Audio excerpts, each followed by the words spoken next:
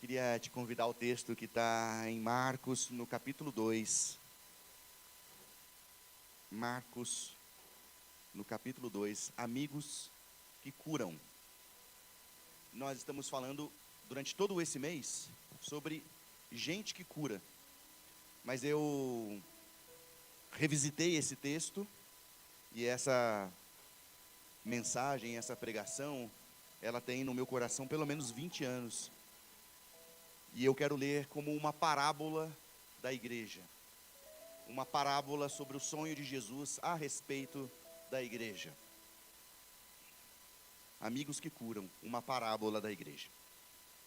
Poucos dias depois, tendo Jesus entrado novamente em Cafarnaum, o povo ouviu falar que ele estava em casa. E então muita gente se reuniu ali, de forma que não havia lugar nem junto à porta. E ele lhes pregava a palavra. Versículo 3: vieram alguns homens, trazendo-lhe um paralítico, carregado por 4 deles. Não podendo levá-lo até Jesus, por causa da multidão, removeram parte da cobertura do lugar onde Jesus estava. E pela abertura no teto, baixaram a maca em que estava deitado o paralítico. Vendo a fé que eles tinham, Jesus disse ao paralítico: filho, os seus pecados estão perdoados. Estavam sentados ali alguns mestres da lei, raciocinando em seu íntimo: por que esse homem fala assim? Está blasfemando. Quem pode perdoar pecado a não ser somente Deus? E Jesus percebeu logo em seu espírito que era isso que eles estavam pensando e lhes disse: por que vocês estão remoendo essas coisas em seu coração? Que é mais fácil dizer ao paralítico: os seus pecados estão perdoados, ou levante-se, pegue a sua maca e ande. Mas para que vocês saibam que o Filho do Homem tem na terra autoridade para perdoar pecados, disse ao paralítico: eu lhe digo, levante-se, pegue a sua maca e vá para sua casa. Ele se levantou, pegou a maca e saiu à vista de todos, que atônitos glorificavam a Deus, dizendo: nunca vimos algo igual. Senhor Jesus e Espírito Santo de Deus, que o Senhor tenha liberdade nessa manhã para encontrar o coração do teu povo, e que esse texto bíblico que é inspirado possa frutificar nos nossos corações. Pedimos, assim como o Senhor perdoou os pecados do paralítico, perdoa também os nossos pecados. E tira de nós toda a incredulidade. Tira de nós tudo aquilo que nos atrapalha de ver o Senhor como Tu és, Pai. Espírito Santo de Deus, tenha liberdade para trabalhar nas nossas vidas e nos nossos corações. Em nome de Cristo. Amém e amém.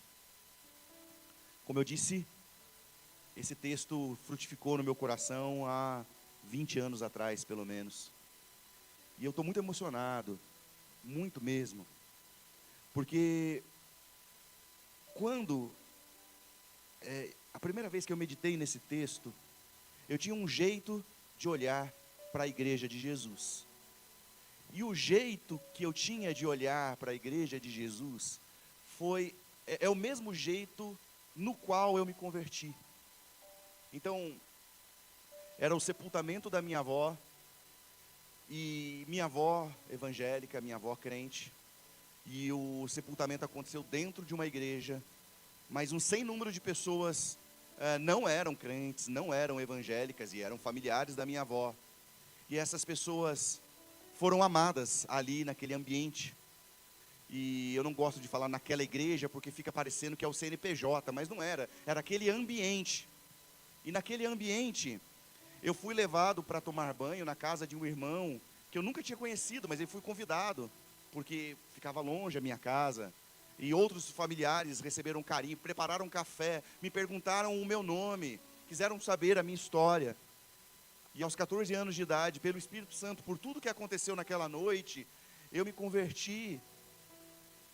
Mas o amor, o afeto, a forma com que eu fui recebido, fez toda a diferença. E hoje, essa semana eu pregava, explicando que o Pentecostes de Atos capítulo 2, eu não estou aqui dizendo que o livro de Atos não abre espaço para que a gente possa acreditar na língua dos anjos, não é sobre isso, mas Atos capítulo 2 é o contrário de Babel. Então, Babel era um povo reunido a partir do seu orgulho, a partir da sua vaidade, e o Espírito desce para confundir as linguagens, porque eles tinham se tornado arrogantes, estavam conectados a partir da sua própria intenção de poder. E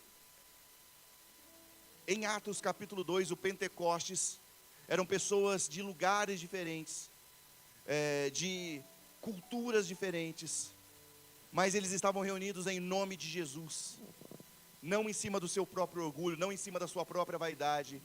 E o derramar do Espírito Santo em Pentecostes, no capítulo 2, é fazer com que cada um se compreendesse em sua própria língua materna.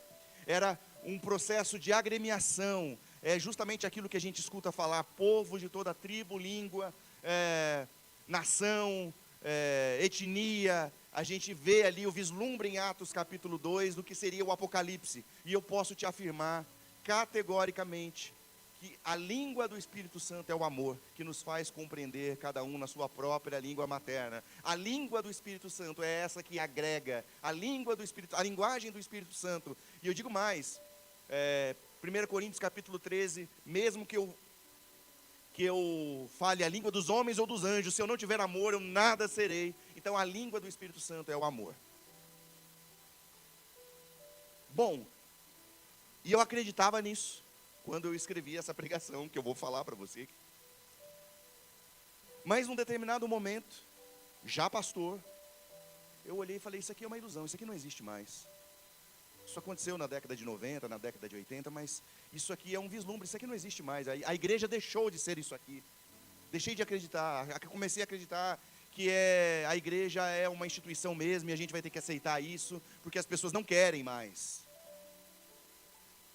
E eu queria dizer que vocês estão me devolvendo a fé na igreja. Vocês, você Vitor, você Petrônio, você Ana, você Mayra, você Essias, você Sandrinha, você Didi, vocês estão me fazendo voltar a acreditar. E é por isso que eu estou emocionado, porque esse texto está falando de 5 homens. Só que, dentre esses 5 homens, um não é capaz de andar sozinho. Um está aprisionado. Um está aprisionado ao seu leito. Está aprisionado à sua cama. Então essa cama, esse leito é uma prisão. Ele não é interdependente. Ele não ele não consegue se cuidar sozinho. Ele é dependente. Ele é dependente da misericórdia dos outros, da graça dos outros. Ele está preso. E a gente caminha perto de muita gente presa ao seu leito. O leito de hoje em dia é a ansiedade e a depressão, mas é um leito que aprisiona. O leito, muitas vezes, que nos aprisiona é um casamento desgraçado. E desgraçado, eu estou dizendo, sem a graça. Então você está aprisionado numa relação que você acha que não tem solução, e você está ali talvez pelos filhos. A prisão pode ser um vício, um mau hábito. Ontem nós falamos sobre isso lá. Então, tem pessoas que não estão conseguindo se sustentar sozinhas. Um paralítico. O Rogério, que chega naquela igreja com 14 anos, ele é alguém aprisionado. Aprisionado a uma família destruída.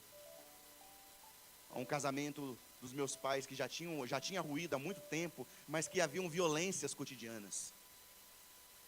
Eu escrevi aqui, lembrei de um amigo que era de uma outra igreja, era seminarista de uma outra igreja, e que antes de se formar se viu desempregado. Eu jamais vou esquecer. Igreja Cristã Evangélica Central de São José dos Campos. E o pastor acolhe essa família em salas de escola dominical porque eles tinham tinham sido despejados. E eu não me lembro de manifestações de amor tão sinceras e claras como aquela manifestação daquela liderança daquela igreja fazendo isso por aquele meu amigo. Essa igreja que eu acreditava e essa igreja que eu acredito, de que em alguns momentos a gente não consegue se virar sozinho. Mas também o texto fala que tem outros 4 amigos. São 4 amigos, ou 4 homens, que olharam a necessidade desse que não podia andar sozinho. E eles não só olharam para aquela necessidade, eles se prontificaram. Eles são amigos que, assim como Jesus, eles eram cheios de misericórdia e compaixão. Você que vem assistindo essa série de mensagens, você vai ver Jesus olhando para uma multidão cheia de compaixão, porque são como ovelhas que não têm pastor.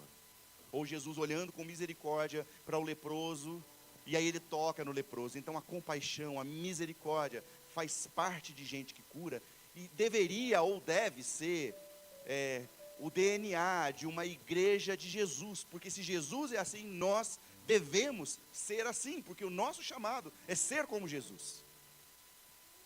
E aí, podem ter costumes diferentes. A igreja não está presa a uma denominação religiosa. A igreja de Jesus está para além disso. Não é sobre ser certo ou não ser certo. Porque tem muita igreja que não é batista, pentecostal, na periferia do Rio de Janeiro, salvando, curando, libertando, e eles não são batistas, e eles são igreja de Jesus. Assim como tem igrejas batistas. Então não é sobre não é sobre a placa. Não é sobre isso. É sobre ser igreja parteira. Olha que loucura. Ser uma igreja parteira. Porque uma igreja cheia do Espírito Santo, o Espírito Santo não desceu sobre Maria e a engravidou. Pessoas que são grávidos do Espírito Santo, eles estão sempre semeando esperança, estão sempre semeando graça na vida dos outros. Tem igreja que é parteira e tem igreja que é coveira. Tem gente que é parteiro e tem gente que é coveiro. Sabe quem é coveiro? Coveiro é quando você tem uma ideia e alguém fala assim: ah, para com isso, não vai dar certo. É alguém extremamente crítico. Sempre tem um coveiro. Ah, mas você só anda de preto. Olha, entendeu? Você toca, mas você toca desse jeito. Olha o jeito que toca essa tecladista aí. Olha a roupa que ela usa. Estou brincando. Nem Salomão em toda a sua glória se vestiu como você, lindona. Não se vestiu mesmo, não tinha jeans, por exemplo, não existia. Mas é crítico demais. É gente que no casamento está sempre destruindo as pessoas com palavra. Tem pai que é parteiro e tem pai que é coveiro. Minha filha estava com dificuldade em geografia. Tirou 7 no bimestre passado. Ixi, não grava isso não. Aí eu estava chateado. Não, tirou 6. Mas eu fiz um combinado com ela. Eu não segurei para não ser crítico. Por quê? Porque foi assim que eu fui criado. A partir da crítica. Você viu que eu postei lá, né? Posso fazer uma crítica construtiva? Não, não faça crítica construtiva, eu estou em reforma. E eu falei: filha, tá bom. Será que a gente consegue melhorar juntos? E sabe, esse semestre ela tirou 7. Ela tirou 10? Não, ela tirou 7. Mas diante do 6 não está melhor? Por quê? Porque eu quero ser parteiro. Eu quero lançar sonhos, eu não quero matar sonhos. Eu não quero viver, porque gente cheia do Espírito Santo é gente que é parteiro. É gente que lança sementes do bem.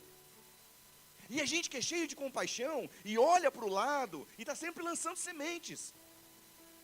Porque tem vizinho seu que não consegue se sustentar. Tem amigos que não conseguem se sustentar. Você que está na educação, você tem um monte de professor aqui. Fala para mim se não está todo mundo meio biruleibe, está tudo meio lelé da cuca. E você não tem que chegar lá e ficar fazendo crítica porque o cara já está mal. Gente cheia do Espírito Santo eu conheço um programa lá na igreja, Recomeçar, talvez faça bem você frequentar. Eu conheço um terapeuta bom, talvez faça bem você fazer terapia. Eu vi que você não está bem hoje, eu queria orar por você, vem aqui orar comigo. Porque é isso, gente cheia do Espírito Santo é gente que é parteiro, não é coveiro.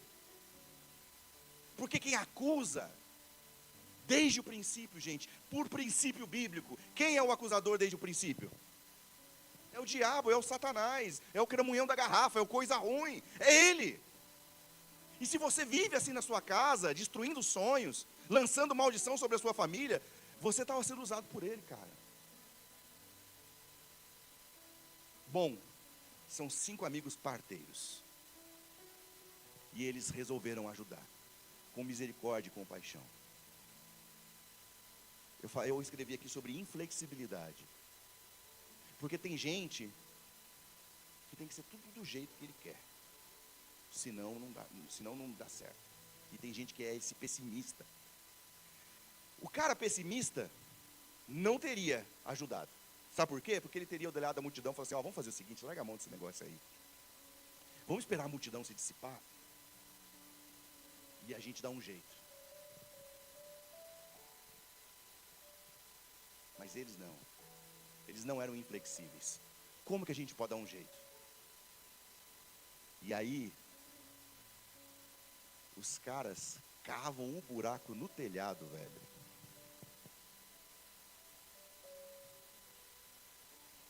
Vamos driblar essa multidão. E olha, barreira humana. Eles não podiam passar, porque existia uma multidão que estava acomodada. Tem uma frase de um antigo poeta chamado T.S. Eliot. Ele diz o seguinte: numa terra de fugitivos, quem anda na contramão parece estar fugindo. Numa terra de fugitivos, quem anda na contramão parece estar fugindo. Então todo mundo está indo para lá. Você começa a ir na contramão e você tem uma sensação de que quem está errado é você. E olha, gente, vocês estão me fazendo acreditar porque nós estamos numa contramão. Essa comunidade de fé tem estado na contramão. Nós voltamos, graças a Deus, a ser uma comunidade de fé para além das 4 paredes da igreja. Nós voltamos a ser uma comunidade de fé que descobriu que não é a placa que salva. Nós voltamos a ser uma comunidade de fé que é gente que cura. Nós voltamos a ser a comunidade que fez com que o Rogério, aos 14 anos de idade, vivendo num bairro sem vergonha, num bairro que se roubava sonhos, num bairro extremamente violento. Eu me lembro, nós tínhamos um esgoto a céu aberto, eram 2 avenidas, uma que ia e uma que vinha, e tinha como se fosse um córrego, um esgoto a céu aberto, e de ter passado por um cara que estava como que sentado naquele córrego, e eu descobri que eu passei por um cara que estava morto e que eles deixaram fingindo que estava sentado. Foi esse o bairro periférico que eu vivi. E ele estava ali sentado e eu passei por ele, depois que eu descobri que ele estava morto. Mas a Igreja Batista no Jardim das Indústrias olhou para o menino que podia ter continuado no caminho da marginalidade. E alguém me ofereceu um café. E alguém ofereceu para eu ir tomar banho na casa. E alguém teve compaixão. E alguém saiu da sua zona de conforto. E tem muitos alguéms que eu poderia dar nome, que marcaram a minha vida. Quando eu tinha 14, 15 anos de idade. Porque eu ia para a igreja, mas tinha muita coisa que precisava mudar em mim. Com 18 anos, 19 anos, eu coloquei na minha cabeça que eu ia ser o baixista do Djavan. E para isso, eu ia tocar na noite. E na época não tinha lei antifumo. E o bag do meu contrabaixo chegava que era uma podridão, um cheiro de fumaça, e eu chegava com os olhos desse tamanho, eu tocava na noite e via quase que direto tocar. E você acredita que nunca ninguém disse, você não pode tocar porque você está tocando na noite? Eles poderiam ter dito, e você sabe, seria o caminho mais fácil, e você sabe, eu teria aceitado. Mas não, eram cheios do Espírito Santo. Eu tenho que dar graças a Deus pela comunidade de fé que eu fui criado. E eu estou aqui, improvável. Estou com minha família, estou casado, bem casado. Ela mais. E eu vejo o caminho dos meus filhos.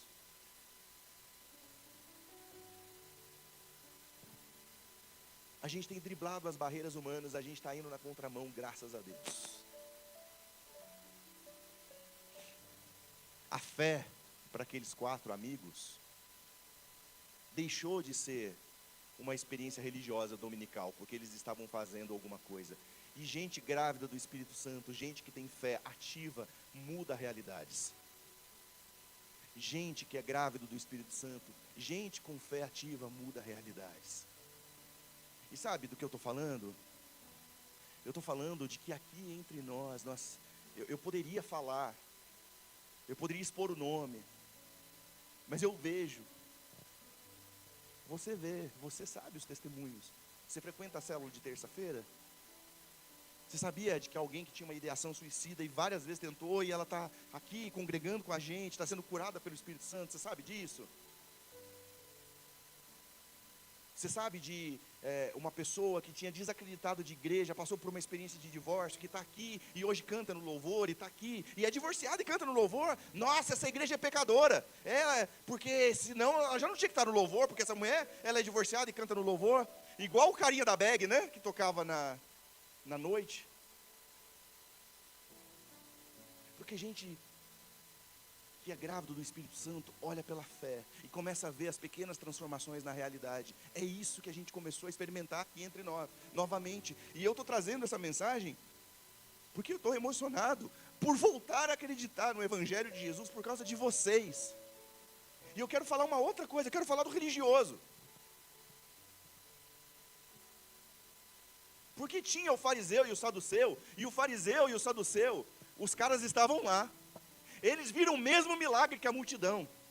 O cara era coxo e o cara estava andando. E eles podiam estar glorificando a Deus, falando, a gente acabou de ver um milagre sensacional, mas eles estavam falando assim, mas por que esse cara fala, perdoados estão os teus pecados? Isso é o religioso. O religioso, ele sempre acha alguma coisa para falar mal.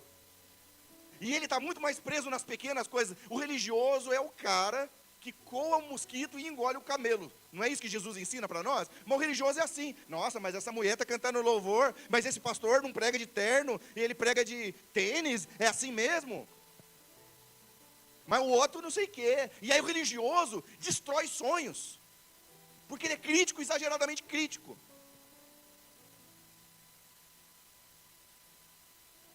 Crítica. Religioso é chato. Foi isso que Jesus falou? Os chatos, sempre os tereis convosco. Não foi não, foi os pobres.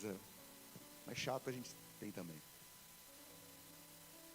Ele é muito crítico. Ele está vendo o milagre, mas ele está olhando para ele está olhando para aquilo que é pequeno. E eu estou glorificando a Deus por vocês, porque eu estou conseguindo ver o milagre. E sabe qual é o maior milagre?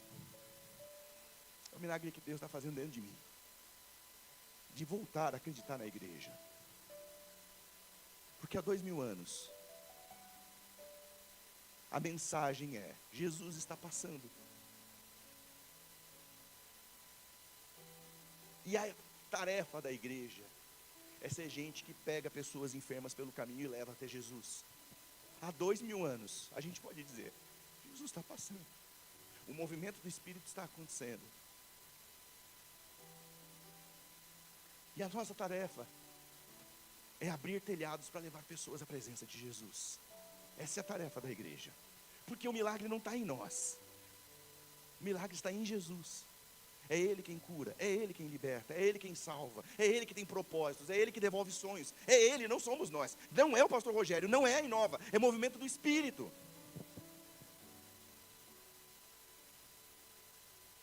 E há 2000 anos, a nossa tarefa é pegar os nossos aleijados, sustentar os nossos amigos e levar à presença de Jesus. É só isso que é a nossa tarefa.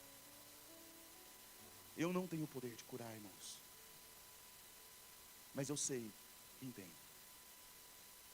Eu não tenho o poder de libertar, mas eu sei quem tem. Até porque esse mesmo poder foi restauração e cura na minha vida. Levante-se, tome a sua maca e anda.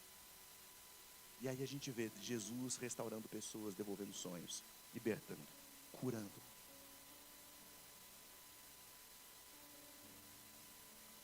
Vamos terminar? Você tem algumas escolhas para fazer.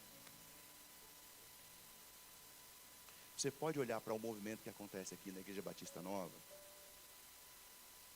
E nós somos diferentões mesmo, sabe? E o fato de nós somos diferentões não quer dizer nem que nós estamos certos e nem que nós estamos errados. É só o nosso jeito de ser. Os caras vêm com a camisa florida na igreja. Parece um quadro primaverístico, sei lá. Né? É só a Ana para ver beleza nisso. Já é um milagre do Espírito, né? É a parteira. A Ana é parteira. Nós somos diferentes, irmãos. E eu não estou querendo me colocar como mais certo ou mais errado. Eu só estou querendo dizer que se você começar a conviver com a gente, você vai encontrar milhares de motivos para não estar. E está tudo bem. Mas se você conseguir olhar com os olhos da fé o que está acontecendo entre nós, você vai fazer a mesma oração da Nauzira Nascimento, que é a missionária batista que mais influenciou a minha vida, influenciou a minha juventude. A oração da Ana era: Deus, não me deixa de fora do que o Senhor está fazendo no mundo. Essa é a oração da Nauzira. E é a oração que eu tenho feito. Deus, não me deixa de fora. O que o Senhor está fazendo? O que o Senhor está fazendo na vida da Ana, do Petrônio? O que o Senhor está fazendo na vida da Núbia? O que o Senhor está fazendo na vida da Iris, na vida do Vitor, na vida do Essias, na vida da Sandrinha, na vida da Kelly?